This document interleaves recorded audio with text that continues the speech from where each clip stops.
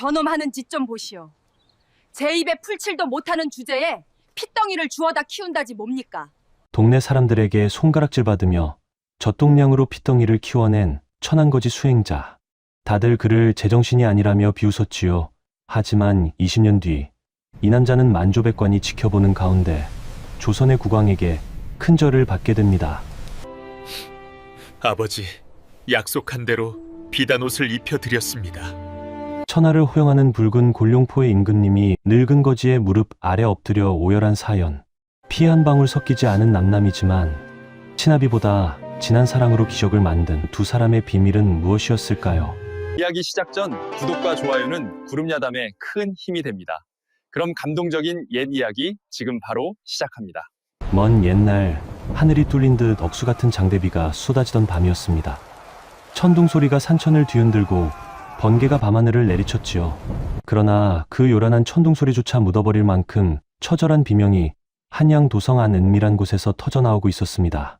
영모의 누명을 쓴 세자 부부가 차명을 당하던 비극의 날이었기 때문입니다. 그 아비규환 속에서 한 여인이 피 묻은 포대기를 감싸 안고 빗속을 달렸습니다. 그녀는 갓 태어난 왕손을 지키려는 유모였습니다. 뒤에서는 추격자들의 말발굽 소리가 지옥의 사자처럼 다가오고 있었지요. 여인은 더 이상 갈 곳이 없자 불어난 강물 앞에 멈춰섰습니다. 그녀는 눈물로 범벅이 된 얼굴로 바구니에 아기를 담으며 마지막 입맞춤을 남겼습니다. 부디 살아서 언젠가 이 피 맺힌 한을 풀어주소서. 여인은 바구니를 거친 물살에 띄워보냈습니다. 그리고는 추격자들의 시선을 끌기 위해 반대 방향으로 몸을 던졌지요. 고지어 날카로운 화살이 여인의 등을 꿰뚫었고 붉은 피가 빗물에 섞여 강으로 흘러들어갔습니다. 갓난아기를 태운 바구니는 핏빛으로 물든 강물을 따라 정처 없이 떠내려갔습니다. 그 안에는 이 나라의 적통을 증명하는 옥새가 찍힌 서찰과 세상 모르고 잠든 어린 생명이 타고 있었습니다. 지리산 깊은 골짜기 세속의 발길이 닿지 않는 곳에 젊은 수행자 최무영이 살고 있었습니다. 그는 훤칠한 키에 맑은 눈빛을 지녔으나 입고 있는 옷은 뒤워 입은 흔적이 역력한 누더기였습니다. 무영은 신선이 되어 도를 이루겠다는 일념 하나로 속세의 부귀영화를 모두 버리고 산으로 들어온 자였습니다. 허나 그에게는 수행자로서 치명적인 약점이 하나 있었습니다. 바로 지나치게 마음이 여리다는 것이었지요. 무영은 수행을 하다가도 다리가 부러진 산토끼를 보면 그냥 지나치지 못하고 치료해 주었고 어미 잃은 새가 울면 나무를 타서 둥지에 올려주곤 했습니다. 그날도 무영은 폭우가 쏟아지는 계곡 바위 위에 앉아 명상을 하고 있었습니다. 빗줄기가 그의 몸을 때렸지만 그는 미동도 하지 않았습니다. 하지만 그의 귀는 빗소리 사이로 들려오는 미세한 소리에 곤두서 있었지요. 스승인 백운 도사는 늘 그를 나무랐습니다. 무영아, 내 놈은 정이 너무 많아 탈이다. 사사로운 정을 끊지 못하면 결코 큰 도를 얻지 못할 것이다. 스승의 호통이 귓가에 맴돌았지만 무영은 타고난 천성을 어찌할 수 없었습니다. 그는 눈을 감고 빗소리에 마음을 씻어내려 애썼습니다. 하지만 그 순간 천둥 소리보다 더 날카롭고 애처로운 소리가 그의 귓가를 파고들었습니다. 그것은 짐승의 울음소리가 아니었습니다. 사람의 아이, 그것도 아주 어린 핏덩이의 울음소리였습니다. 무영은 번쩍 눈을 떴습니다. 수행을 방해받았다는 불쾌감보다는 본능적인 걱정이 앞섰지요. 그는 자리에서 일어나 소리가 들려오는 강가로 달려갔습니다. 불어난 계곡물은 집채만한 바위도 삼킬듯이 사나웠습니다. 그 거친 물살 한가운데에 위태롭게 걸려있는 낡은 바구니 하나가 보였습니다. 무영은 망설임 없이 물속으로 뛰어들었습니다. 차가운 계곡물이 뼛속까지 스며들었지만 그는 이를 악물고 바구니를 건져냈습니다. 무트로 올라와 바구니를 열어본 무영은 숨을 멈추고 말았습니다. 그 안에는 갓 태어난 사내아이가 자지러지게 울고 있었습니다. 아이의 베넷저고리 사이로 언뜻 보이는 붉은 옥새 도장과 비단 서찰은 이 아이가 평범한 핏줄이 아님을 말해주고 있었지요. 이것은 왕가의 물건이 아닌가. 무영의 손이 부들부들 떨렸습니다. 세자 부부가 영모로 몰려 죽임을 당했다는 소문은 깊은 산속까지 들려왔었습니다. 그렇다면 이 아이는 살아남은 왕손이자 조정이 눈에 불을 켜고 찾는 역적의 씨앗이라는 뜻이었습니다. 관아에 알리면 포상금을 받을 수 있겠지만 아이는 반드시 죽을 것이고 모른 척 다시 물에 띄우면 이 어린 생명은 수장될 것이 뻔했습니다. 무영의 이마에 식은땀이 흘러내렸습니다. 자신의 안위를 위해서는 당장 이 바구니를 멀리해야만 했습니다. 무영은 바구니를 든 채 갈등했습니다. 스승의 말이 다시금 비수처럼 날아와 꽂혔습니다. 이 아이를 거두는 순간 그가 평생을 바쳐온 수행의 길은 끝장이 날 것이 자명했습니다. 역적의 자식을 키운다는 것은 목숨을 내놓는 일일 뿐만 아니라 평생을 도망자로 살아야 한다는 것을 의미했지요. 미안하다. 아가. 내 힘으로는 너를 감당할 수가 없구나. 무영은 떨리는 손으로 바구니 뚜껑을 덮으려 했습니다. 바로 그때였습니다. 빗물에 젖은 아이의 고사리 같은 손이 불쑥 튀어나와 무영의 검지손가락을 꽉 쥐었습니다. 그 작은 소나귀에서 전해지는 미지근한 온기가 빗물에 얼어붙은 무영의 심장을 강타했습니다. 그것은 살려달라는 애원이자 살고 싶다는 강렬한 생명의 외침이었습니다. 무영은 멍하니 자신의 손가락을 잡은 아이의 손을 내려다보았습니다. 신선이 되어 구름 위를 논이는 산보다 지금 당장 이 작은 생명을 지키는 것이 더 중하게 느껴졌습니다. 그는 결심한 듯 입술을 깨물었습니다. 그래. 신선이 되어 무중생을 구제한들 무엇하겠느냐. 눈앞에 생명 하나 구하지 못한다면 도가 다 무슨 소용이겠느냐. 무영은 아이를 품에 안고 스승이 있는 남자가 아닌 산 아래 마을로 향하는 길로 발걸음을 돌렸습니다. 그것은 스스로 파문을 자처하는 길이요. 고난의 가시밭길로 들어서는 첫걸음이었습니다. 무영이 피덩이 산이를 안고 오두막에 정착한 지 이래가 지났을 무렵이었습니다. 갓난아이를 돌보는 일은 수행보다 1000배는 더 고단한 일이었습니다. 가장 큰 문제는 먹을 것이었습니다. 어미 잃은 아이는 배가 고파 자지러지게 우는데 총각인 무영의 가슴에서 젖이 나올 리 만무했지요. 무영은 급한 대로 쌀을 갈아 암죽을 쑤어 먹여보았습니다. 허나 며칠 굶은 아이는 그마저도 소화하지 못하고 다 토해내기 일쑤였습니다. 아이의 얼굴이 흙빛으로 변해가자 무영의 가슴은 새카맣게 타들어갔습니다. 이대로 두면 아이는 굶어 죽을 것이 자명했습니다. 결국 무영은 아이를 포대기에 싸서 마을로 내려갔습니다. 다 큰 사내 녀석이 남의 집 대문을 두드리며 젖을 구걸해야 하는 처지가 된 것입니다. 계십니까? 지나가는 과객이 온데 젖먹이 아이가 굶어 죽게 생겼습니다. 부디 젖을 좀 나눠주실 수 있겠습니까?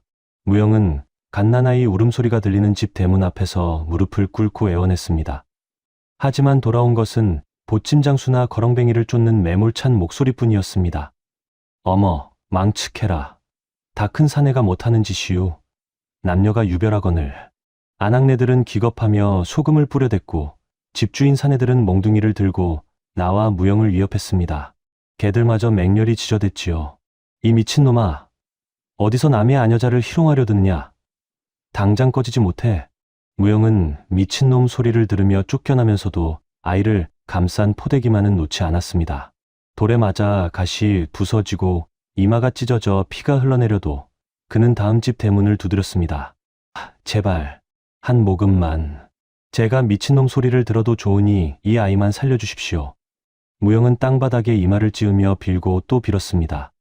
그의 처절한 모습에 결국 산동네의 저점이 하나가 혀를 차며 문을 열어주었습니다. 무영은 헛간 구석에 쭈그리고 앉아 낯선 여인의 품에서 헙지겁 젖을 빠는 산이를 보며 하염없이 눈물을 훔쳤습니다. 겨우 젖을 먹여 재웠나 싶었더니 이번에는 더 큰 시련이 닥쳤습니다. 한겨울의 냉기 탓인지 산이의 몸이 불덩이처럼 달아오르기 시작한 것입니다. 젖동량으로 겨우 채운 배가 꺼지기도 전에 고열이 아이를 덮쳤습니다. 당장 의원을 보지 않으면 위험한 상황이었으나 무영의 주머니에는 엽전 한 푼 없었습니다. 무영은 품속 깊이 간직해온 낡은 책 한 권을 꺼냈습니다.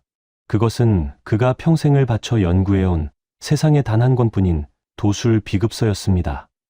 신선이 되어 도를 이루겠다는 그의 꿈이자 양반으로서의 마지막 자존심과도 같은 물건이었지요. 무영은 떨리는 손으로 책을 어루만지다 펄펄 끓는 아이의 얼굴을 보며 결심한 듯 끝내 서책방으로 달렸습니다. 이 책을 사주십시오. 귀한 비급입니다. 이런 낡은 잡서를 어디다 쓴단 말이오? 헐값이라도 받으려면 두고 가시오. 서책방 주인은 무영의 간절함을 이용해 터무니없는 헐값을 불렀습니다. 예전 같으면 호통을 쳤을 무영이었지만 그는 군말 없이 돈을 받아 주었습니다. 평생의 꿈을 단돈 몇 푼과 맞바꾼 것입니다. 그 돈으로 약을 지어 빗속을 뚫고 달려온 무영. 약탕관에 정성껏 달인 새까만 약물을 숟가락으로 떠서 후 불었습니다. 쓴 약이 넘어가자 아이가 캑캑거리며 토하려 했지만 무영은 아이의 등을 쓸어내리며 눈물로 애원했습니다. 삼켜야 한다. 그래야 산다. 내 평생의 꿈은 사라졌지만 너라는 새로운 꿈이 생기지 않았느냐. 망가진 갓을 벗어던지고 헝클어진 상투 차림으로 아이를 돌보는 무영의 모습은 영락없는 미친놈이었으나 그 눈빛만은 세상 그 어떤 아버지보다 따뜻하게 빛나고 있었습니다. 무영의 지극정성 덕분에 강희는 어느덧 총명한 소년으로 자라났습니다. 비록 입은 옷은 남들이 버린 것을 기워 입은 누더기였으나 그 안에서 빛나는 강희의 자태는 감추어지지 않았습니다. 강희는 5살 때부터 서당계가 풍어를 읊듯 어깨너머로 그를 깨우쳤고 10살이 되어서는 마을 훈장님조차 혀를 내두를 정도로 학식이 깊어졌지요. 하지만 무영을 기쁘게 한 것은 아들의 똑똑함이 아니었습니다. 바로 아비의 고생을 알아주는 깊은 효심이었습니다. 무영은 강희를 먹이고 입히기 위해 닥치는 대로 굳은 일을 했습니다. 짐꾼 노릇은 예사여 남의 집 변소를 푸는 일도 마다하지 않았습니다. 하루는 무영이 허리가 끊어질 듯 아파 끙끙 앓으며 자리에 누워 있었습니다. 그때였습니다. 어린 강희가 걱정스런 얼굴로 다가와 고사리 같은 손을 무영의 허리에 댔습니다. 아버지, 많이 아프시지요? 제가 호해드릴게요. 강희가 무영의 환부에 손을 대고 지그시 누르자 놀라운 일이 벌어졌습니다. 마치 따뜻한 기운이 몸속으로 스며드는 듯하더니 끊어질 듯하던 통증이 씻은 듯이 사라진 것입니다. 무영은 놀란 눈으로 아들을 바라보았습니다. 강희는 그저 해맑게 웃고 있었지만 무영은 직감했습니다. 이것은 자신이 그토록 얻고자 했던 도가의 치유술보다 훨씬 더 순수하고 강력한 힘이라는 것을 말이지요. 무영은 아들을 와락 껴안았습니다. 고단한 하루의 피로가 눈 녹듯 사라지는 참으로 달콤한 보상이었습니다. 강희가 15이 되던 해 그의 비범함은 더욱 뚜렷해졌습니다. 강희는 종종 마을 뒷산에 올라 혼자 시간을 보내곤 했습니다. 기이한 것은 산짐승들이 강희를 피하지 않는다는 점이었습니다. 다람쥐가 그의 어깨에 앉아 노는가 하면 사나운 멧돼지조차 강희 앞에서는 순한 양처럼 길을 비켜주었지요. 어느 늦은 가을날 강희 나무를 하러 갔다가 해가 지도록 돌아오지 않았습니다. 걱정이 된 무영은 횃불을 들고 산을 헤맸습니다. 강아, 어디 있느냐? 한참을 헤매던 무영의 눈앞에 믿기 힘든 광경이 펼쳐졌습니다. 벼랑 끝에 강희가 서 있었고 그 앞에는 지체만 한 호랑이 한 마리가 으르렁거리고 있었습니다. 무영의 심장이 덜컥 내려앉았습니다. 낯을 움켜쥐고 달려들려는 찰나 호랑이가 갑자기 자세를 낮추더니 강희를 향해 납작 엎드리는 것이 아니겠습니까? 마치 군주를 아련하는 신하처럼 말이지요. 강희는 두려운 기색 하나 없이 호랑이의 머리를 쓰다듬고 있었습니다. 달빛을 등진 강희의 모습에서 서늘하리만치 고귀한 기운이 뿜어져 나왔습니다. 그것은 감히 범접할 수 없는 왕의 기운이었습니다. 무영은 안도감과 동시에 걷잡을 수 없는 두려움을 느꼈습니다. 이 아이는 결코 이 좁은 산골짜기에 머물 그릇이 아니라는 사실이 뼈저리게 다가왔기 때문입니다. 이듬해 봄 마을 장터는 사람들로 북적였습니다. 무영과 강도 집신을 팔기 위해 장터 한 구석에 자리를 잡았습니다. 비록 남루한 옷차림이었으나 훤칠한 키와 수려한 용모를 지닌 강에게 사람들의 시선이 쏠렸습니다. 안악들은 강을 보며 수군거렸고 이는 곧 권세가인 조 대감의 아들 조연의 심기를 건드리고 말았습니다. 비단옷을 입은 조연은 하인들을 이끌고 강의 앞을 가로막았습니다. 네, 놈 눈빛이 심히 거슬리는구나. 천한 거렁뱅이 주제에 어찌 그리 고개를 빳빳이 들고 있느냐? 조연은 다짜고짜 강이 팔던 집신을 발로 지시겼습니다. 강의 눈썹이 꿈틀했습니다. 그가 주먹을 쥐고 일어서려던 찰나 어디선가 무영이 득달같이 달려와 조연의 앞에 무릎을 꿇었습니다. 아이고, 도련님, 죽을 죄를 지었습니다. 이 녀석이 산속에서만 자라 세상 물정을 모릅니다. 부디 너그러이 용서해 주십시오. 무영은 바닥에 머리를 찌으며 빌고 또 빌었습니다. 흙투성이가 된 아버지를 보는 강의 눈동자가 심하게 흔들렸습니다. 강은 자신이 모욕당하는 것보다 아버지가 자신 때문에 저리 비굴해지는 것을 참을 수가 없었습니다. 조연은 낄낄거리며 무영의 어깨를 집신으로 툭툭 치고는 사라졌습니다. 바닥에 엎드린 무영의 등 위로 강의 싸늘한 시선이 아니 뜨거운 눈물이 떨어졌습니다. 그것은 부자 사이에 생긴 첫 번째 마음의 균열이었습니다. 장터 사건 이후 가난은 강에게 끔찍한 형벌처럼 느껴졌습니다. 아버지가 구칠거리지 않고 살게 하려면 돈과 힘이 필요했습니다. 어느 날 읍내의 큰 부자댁에서 귀한 청자 항아리가 깨져 난리가 났다는 소문이 돌았습니다. 강은 무영 몰래 그 집을 찾아갔습니다. 제가 고쳐보겠습니다. 사람들의 비웃음 속에 강이 깨진 조각들에 손을 올렸습니다. 집중하는 그의 이마에 땀방울이 맺혔고 손끝에서 희미한 빛이 흘러나왔습니다. 잠시 후 산산조각 났던 항아리는 금간 자국 하나 없이 완벽하게 복원되었습니다. 부자댁 주인은 입을 다물지 못하며 강에게 두둑한 돈주머니를 쥐어주었습니다. 의기양양하게 집으로 돌아온 강을 기다리고 있는 것은 무영의 싸늘한 표정이었습니다. 강이 돈주머니를 내밀자 무영은 그것을 화롯불에 던져버렸습니다. 누가 너더러 그런 재주를 부리라 했느냐? 능력을 함부로 드러내면 천벌을 받는다고 내가 누누이 이르지 않았더냐? 무영은 회초리를 들었습니다. 종아리가 터지도록 매질을 당하면서도 강은 입술을 깨물고 신음소리 한 번 내지 않았습니다. 강은 억울했습니다. 타고난 능력을 써서 아버지를 호강시켜 드리려는 것이 어찌 천벌받을 짓이란 말입니까? 무영이 매를 드는 진짜 이유가 혹여나 소문이 퍼져 강이 왕손님이 발각될까 두려워서라는 사실을 강은 꿈에도 알지 못했습니다. 매질이 있었던 날로부터 며칠이 지난 밤이었습니다. 무영은 장에서 귀한 고등어 한 손을 사와 숯불에 구웠습니다. 강의 생일이었기 때문입니다. 고소한 냄새가 오두막을 가득 채웠고 어색했던 부자 사이의 공기도 조금은 부드러워졌습니다. 무영은 잘 구워진 생선살을 발라 강의 밥그릇에 올려주었습니다. 많이 먹거라. 우리 강이 이제 다 컸구나. 강은 묵묵히 밥을 먹다 말고 아버지의 얼굴을 바라보았습니다. 깊게 패인 주름살과 거칠어진 손마디가 호롱불 아래서 더욱 선명하게 보였습니다. 강의 마음속에 있던 원망은 눈 녹듯 사라지고 그 자리에 더 큰 결심이 들어찼습니다. 반드시 성공할 것입니다. 그래서 아버지께 비단 옷을 입혀드리고 세상 누구보다 편안하게 모실 것입니다. 밤바람이 대나무 숲을 스치며 사각거리는 소리를 냈습니다. 두 사람은 툇마루에 나란히 앉아 밤하늘에 달을 올려다보았습니다. 무영은 강의 어깨에 기대어 잠시 눈을 붙였고 강은 그런 아버지의 어깨를 조심스레 감싸 안았습니다. 세상 모든 것이 평화롭고 이보다 더 행복할 수 없는 순간이었습니다. 하지만 달빛에 비친 강의 눈빛은 너무나도 결연하여 다가올 폭풍을 예고하는 듯했습니다. 평화는 오래가지 못했습니다. 강은 마침내 결단을 내렸습니다. 한양으로 올라가 무가 시험을 보겠다고 선언한 것입니다. 그의 무의 실력과 비상한 재주라면 장원급제는 떼놓은 당상이었으니까요. 보찜을 싸는 강의 앞을 무영이 막아섰습니다. 안 된다. 절대 안 된다. 이 아비 곁에서 평생 농사나 짓고 살 거라. 언제까지 숨어 살아야 합니까? 저도 남들처럼 떳떳하게, 아니 보란 듯이 성공해서 아버지를 모시고 싶단 말입니다. 강이 처음으로 무영에게 소리를 질렀습니다. 억눌려왔던 감정이 댐 터지듯 터져나왔습니다. 내가 한양에 가면 죽는다. 내 놈 명줄이 파리 목숨보다 못하게 될 것이야.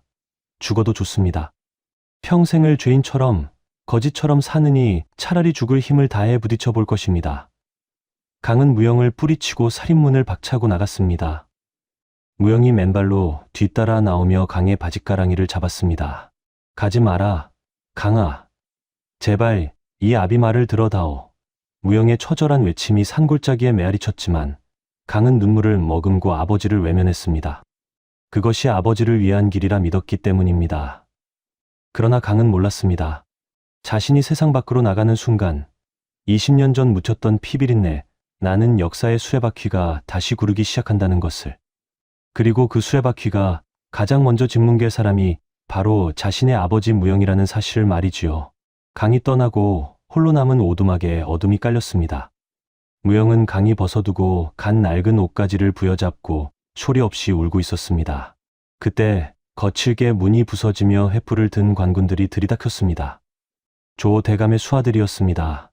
그들은 기이한 능력을 가진 청년에 대한 소문을 듣고 역적의 잔당을 세출하러 온 것이었지요. 그놈은 어디 있느냐? 신통력을 부린다는 그놈 말이다. 무영은 입을 굳게 다물었습니다. 그러자 몽둥이가 무영의 등과 다리를 무자비하게 내리쳤습니다. 뼈가 부러지는 소리가 났지만 무영은 비명 대신 이를 악물었습니다. 자신이 입을 여는 순간 강이 죽는다는 것을 알기에 그는 기꺼이 고통을 감내했습니다. 한편 산길을 내려가던 강은 가슴이 찢어질 듯한 통증을 느끼고 멈춰섰습니다. 불길한 예감이 등줄기를 타고 흘렀습니다. 강은 짐을 내팽개치고 오두막을 향해 미친 듯이 달리기 시작했습니다.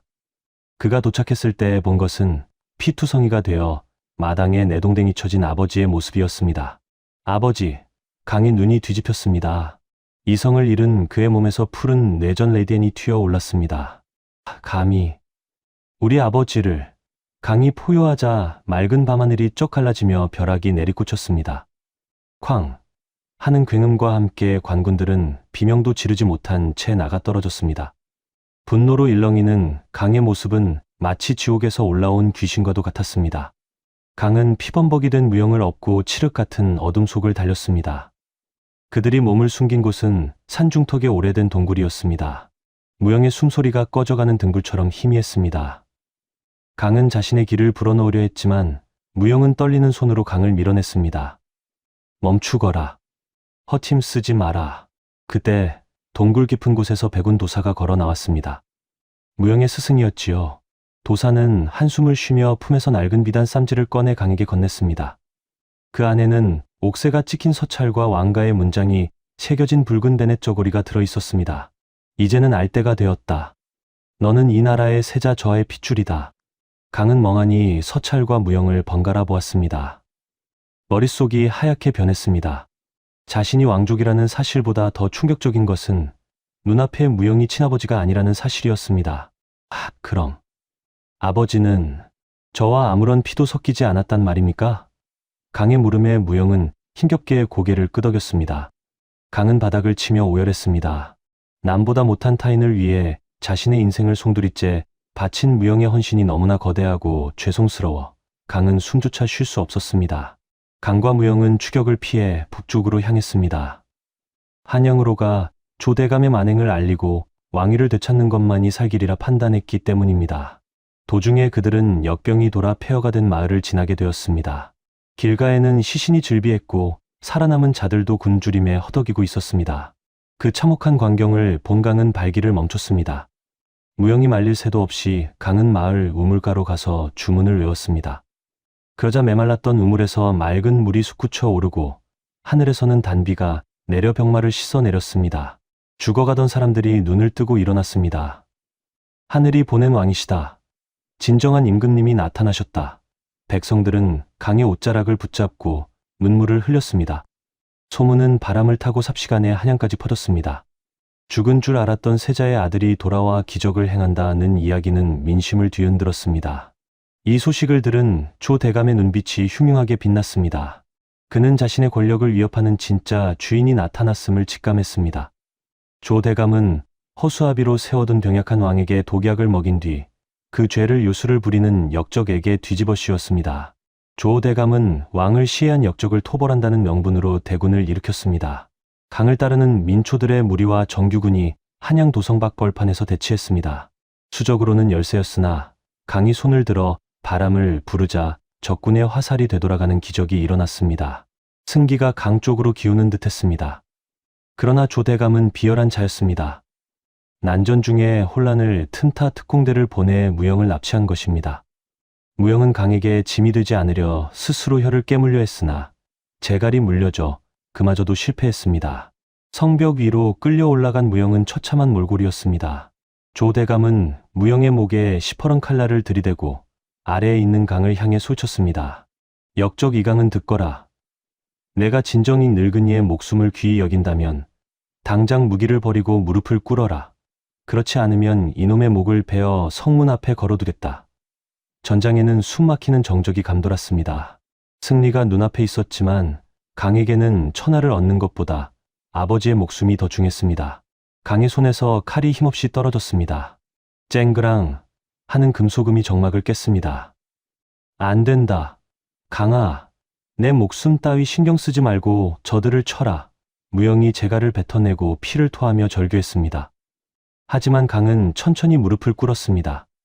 왕이 될 자가 역적 앞에서 고개를 숙인 것입니다. 아버지를 해하지 마라. 내 모든 것을 포기하겠다. 강은 바닥에 머리를 조아렸습니다. 그의 눈에서 뜨거운 눈물이 뚝뚝 떨어져 흙바닥을 젖혔습니다. 백성들은 통곡했고 조대감의 병사들조차 그 효심에 감동하여 감히 강에게 다가가지 못했습니다. 조대감은 비릿한 미소를 지었습니다. 그는 강이 무력화된 지금이야말로 후한을 없앨 절호의 기회라 여겼습니다. 어리석은 놈, 왕좌보다 핏줄도 아닌 늙은이를 택하다니. 내 친히 너희 부자를 저승으로 보내주마. 조대감은 약속을 지킬 생각이 없었습니다.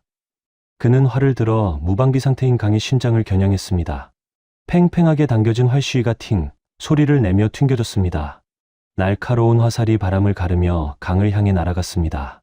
강은 눈을 감고 죽음을 받아들이려 했습니다. 그 찰나의 순간 성벽 위에 있던 무영이 초인적인 힘을 발휘했습니다.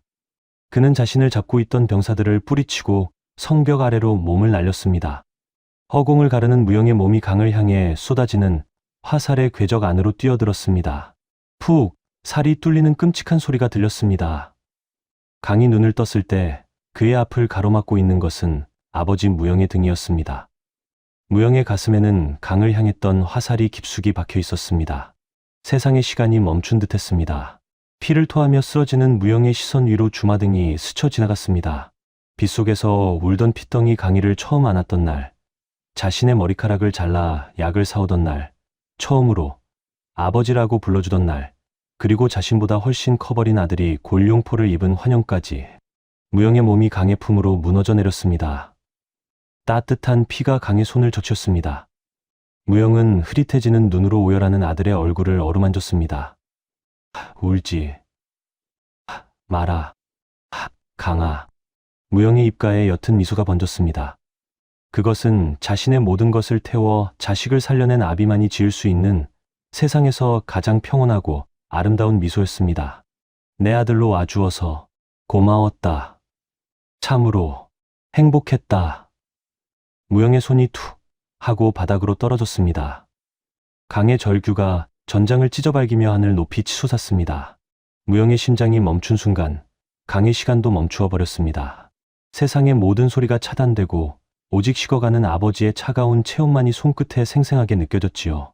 강은 아버지를 품에 안은 채 고개를 숙였습니다. 그의 어깨가 격렬하게 들썩이기 시작했습니다. 강의 입에서 터져 나온 것은 사람의 비명이 아니었습니다. 그것은 깊은 심연에서 솟구치는 짐승의 포효였고 억눌려왔던 왕의 분노였습니다. 그 소리의 대지가 지진이 난 듯 요동치기 시작했습니다. 그때였습니다. 강의 등 뒤로 거대한 그림자가 솟아올랐습니다. 맑았던 하늘이 순식간에 먹구름으로 뒤덮이더니 검은 구름들이 소용돌이치며 하나의 형상을 만들어냈습니다. 그것은 전설 속에서나 보았던 거대한 청룡의 모습이었습니다. 강이 어릴 적 호랑이를 굴복시키고 병자들을 고치며 마른 하늘에 비를 내리게 했던 그 모든 기이한 능력들이 사실은 이 순간을 위한 예고였음이 드러난 것입니다. 감히 누구의 피를 흘리게 한 것이냐. 강이 고개를 들자 그의 눈동자는 더 이상 사람의 것이 아니었습니다. 황금빛으로 이글거리는 용의 눈동자가 조대감과 반란군을 쏘아보았습니다. 강의 몸에서 뿜어져 나온 푸른 기운이 거대한 파도가 되어 전장을 덮쳤습니다. 그 압도적인 패기 앞에 수천 명의 군사들은 손에 든 무기를 떨어뜨리고 사시나무 떨듯 떨었습니다. 그것은 무력으로 제압하는 공포가 아니라 하늘이 내린 제왕 앞에서 본능적으로 느끼는 경외감이었습니다. 성벽 위에 서 있던 조대감은 다리가 풀려 주저앉고 말았습니다. 그가 쏘아 올린 화살이 잠자고 있던 용의 영린을 건드린 꼴이 되었으니 이제 그에게 남은 것은 처절한 파멸 뿐이었습니다. 저것이 무엇이란 말이냐, 쏴라. 어서 저 괴물을 쏘란 말이다. 조대감은 공포에 질려 고래고래 소리를 질렀지만 그 누구도 화를 들지 못했습니다. 이미 병사들은 강의 기세에 압도되어 바닥에 머리를 조아리고 있었기 때문입니다. 강은 아버지를 조심스레 바닥에 눕히고 천천히 성벽을 향해 걸어갔습니다. 그가 한 걸음을 내디딜 때마다 땅이 울리고 바람이 날카로운 칼날처럼 변하여 조대감의 살점을 스치고 지나갔습니다. 강이 허공을 향해 손을 뻗자 성벽 위에 있던 조대감의 몸이 보이지 않는 힘에 의해 공중으로 들어 올려졌습니다. 내 놈의 더러운 욕망이 이 나라를 병들게 하고 죄 없는 나의 아버지를 해하였다. 강의 목소리는 천둥처럼 울려 퍼져 도성한 모든 백성의 귀에 똑똑히 박혔습니다. 조대감은 허공에서 발버둥 쳤지만 소용없었습니다. 살려주시오. 네, 내 가진 재물을 다 주겠소. 왕위도 포기하리다. 비굴한 목숨 구걸에 강은 차갑게 웃었습니다. 재물, 왕위, 내 놈은 아직도 모르는구나. 내가 진정으로 원했던 것은 그런 껍데기가 아니라 늙은 아비와 함께하는 따뜻한 저녁 한 끼였다는 것을. 강이 주먹을 쥐자 하늘에서 굵은 벼락이 조 대감의 머리 위로 내리꽂혔습니다. 단말마의 비명과 함께 조 대감은 시커먼 숫덩이가 되어 성벽 아래로 추락했습니다. 악의 축이 사라지자 먹구름이 걷히고 다시금 햇살이 비추기 시작했습니다. 그것은 사필귀정, 모든 일이 마땅히 올바른 이치로 돌아간다는 하늘의 뜻이었습니다. 모든 상황이 종료되었지만 강에게는 기쁨이 없었습니다. 그는 다시 무영에게 달려가 쓰러진 아버지를 끌어안았습니다. 무영의 몸은 이미 싸늘하게 식어 있었습니다. 아버지, 일어나세요. 이제 다 끝났습니다. 제가 잘못했습니다. 강은 무영의 가슴에 얼굴을 묻고 하염없이 눈물을 흘렸습니다. 그때 강의 눈에서 떨어진 뜨거운 눈물이 무영의 상처 부위에 닿았습니다. 그러자 믿을 수 없는 일이 벌어졌습니다. 20년 전 무영이 자신의 도술 비급서를 팔아 강을 살렸던 그날처럼 이번에는 강의 눈물에 담긴 신비한 힘이 무영의 몸으로 스며들기 시작한 것입니다. 하늘이 이 지극한 효심에 감동하여 마지막 기적을 허락한 것이지요. 상처가 아물고 멈췄던 무영의 심장이 다시금 쿵 뛰기 시작했습니다. 무영이 얕은 신음을 내뱉으며 눈을 떴습니다. 강은 믿기지 않는다는 표정으로 아버지를 다시 껴안았습니다. 전장에 있던 모든 병사와 백성이 그 기적 같은 광경을 보며 환호성을 질렀습니다. 만세, 만만세. 소리가 한양을 가득 채웠습니다. 그로부터 한 달 뒤 경복궁 근정전. 성대한 즉위식이 열렸습니다. 문무백관이 도열한 가운데 붉은 골룡포를 입고 머리에 익성관을 쓴 강이 등장했습니다. 그의 위험 있는 자태에 모두가 숨을 죽였습니다. 왕좌에 올라야 할 강은 그러나 옥좌를 지나쳐 단상 아래로 내려갔습니다. 그곳에는 말끔한 비단옷을 입었지만 여전히 어색한 표정의 늙은 사내가 서 있었습니다. 바로 무영이었습니다. 강은 만조백관이 보는 앞에서 무영의 앞에 털썩 무릎을 꿇었습니다. 그리고 바닥에 이마가 닿도록 큰 절을 올렸습니다. 전하, 아니되옵니다. 신하들이 만류했지만 강은 고개를 들지 않았습니다. 나는 이 나라의 왕이기 전에 이분의 아들이다. 나의 생명도, 나의 왕위도, 이 나라의 평화도 모두 이분의 희생 없이는 존재할 수 없었다. 강은 늙고 거친 무영의 손을 잡아 자신의 얼굴에 가져다 대었습니다. 아버지, 소자, 강이 약속대로 비단옷을 입혀드렸습니다. 무영의 눈시울이 붉어졌습니다. 그는 떨리는 손으로 왕이 된 아들의 뺨을 어루만지며 환하게 웃었습니다. 그래, 장하다. 네, 아들, 참으로 곱구나. 두 사람 위로 따스한 햇살이 축복처럼 쏟아져 내렸습니다. 가장 낮은 곳에서 시작된 사랑이 가장 높은 곳에서 완성되는 순간이었습니다. 피 한 방울 섞이지 않았지만 그 어떤 핏줄보다 진했던 아버지와 아들의 이야기. 여러분은 어떻게 보셨나요? 진정한 부모의 자격은 핏줄이 아니라 자식을 위해 기꺼이 자신의 모든 것을 내어주는 그 마음에 있는 것 아닐까요? 다음 영상을 빠르게 만나보시려면 좋아요와 구독을 눌러주세요. 그럼 더 재미있고 감동적인 이야기로 찾아뵙겠습니다. 모두 행복한 하루 보내세요.